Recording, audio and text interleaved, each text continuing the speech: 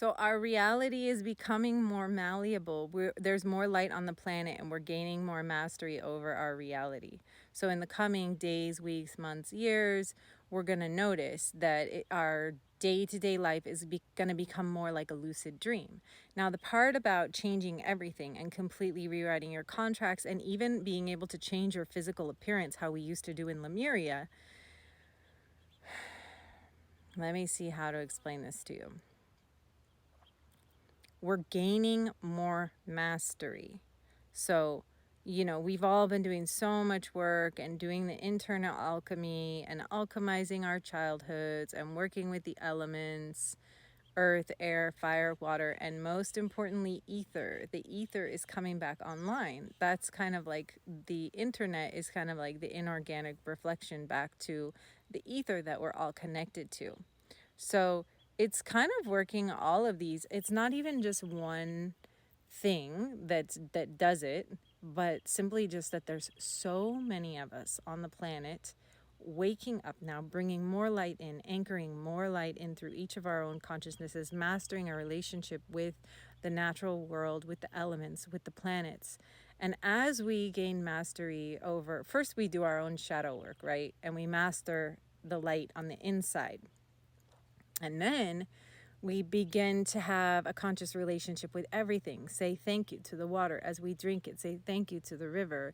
Say, make our food in a more conscious way. So this is like external shadow work, or just gaining consciousness and having a relationship with the planets. But this whole rewriting our reality and rewriting our contracts has always been possible. It just wasn't available in the collective mind. Maybe in rare cases, like with shaman, like, if someone was really sick and then they go see the shaman and the shaman's like, oh, go bury this egg and apologize to that person and do this water ritual and you'll be healed, right? That is a way of shifting your own fate. But I learned this quote from Carolyn Elliott, but she learned it from Carl Jung. So it's a Carl Jung quote that says, until we make the unconscious conscious, it will rule our lives and we will call it fate. So we're gaining mastery over ourselves on the inside through shadow work. We're gaining mastery with the external reality through simply just having a relationship with everything, like seeing the mosquitoes are coming out, seeing water as consciousness, seeing, everything as consciousness, understanding the consciousnesses of the planets. But then understanding that we now, especially in the collective consciousness, there's enough of us that have done this. We have permission to end karma. We don't have to keep looping. Like if you have a heavy contract, you can put it down. Someone has to put it down at some point.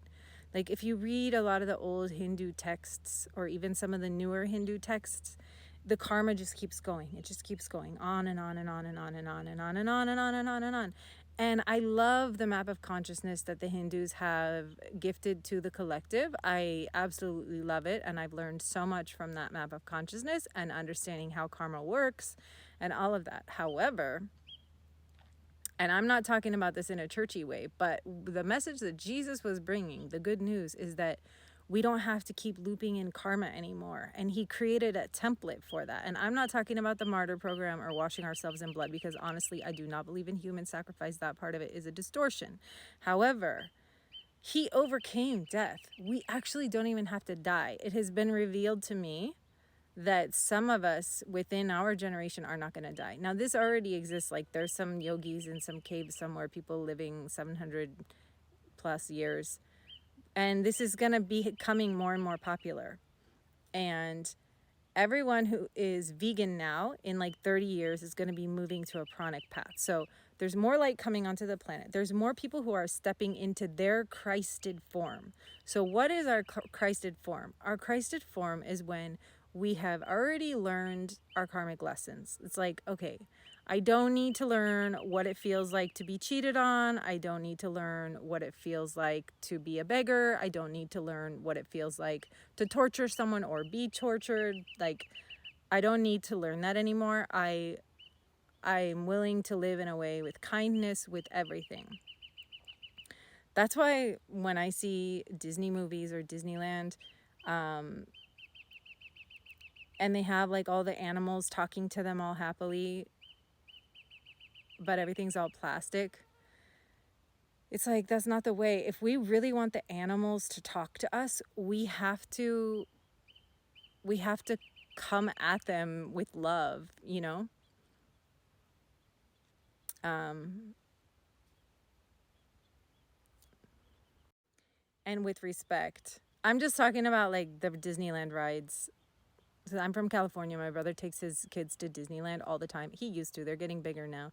But I was just like, why are we here? Like, I've spent a lot of time in the Amazon, and there's, you know, real animals there. It's like, you want a snake to dance with you? Well, you better be walking in a good way with all of reality. Because the higher we go up in consciousness, the faster the karmic reflections are. So our karma is being rapidly purified. So your body might start to reject, like, you know, you might have been able to use to drink alcohol, and now your body's rejecting it because you're vibing higher than the alcohol, right?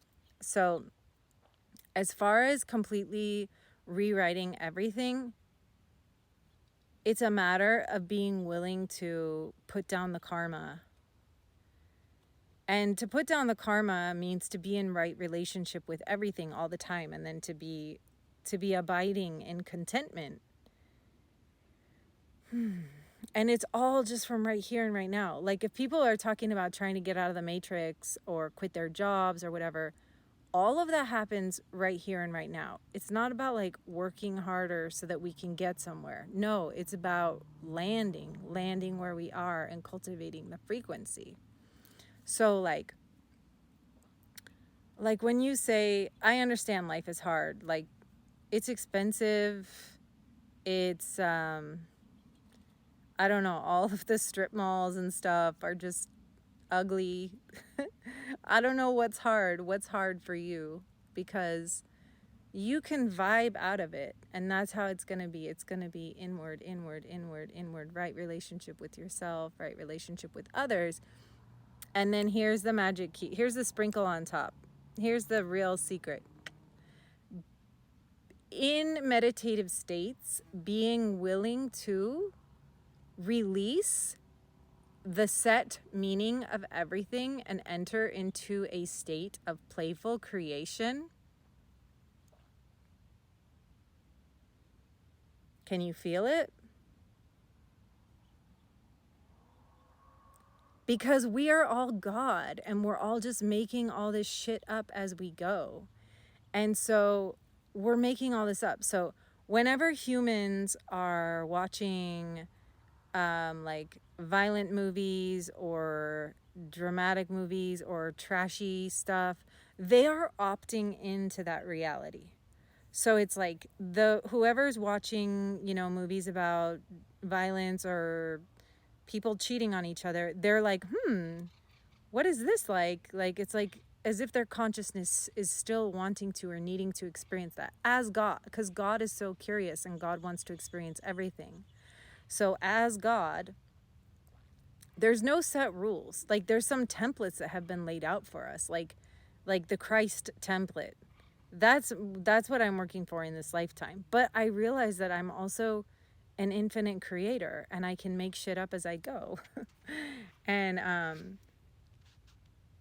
we're also dreaming this all together. So when you want to bust out of the collective consensual reality, it requires quite a bit of concentration and momentum. So that's where things like chanting and stuff come in handy. But now I'm just rambling.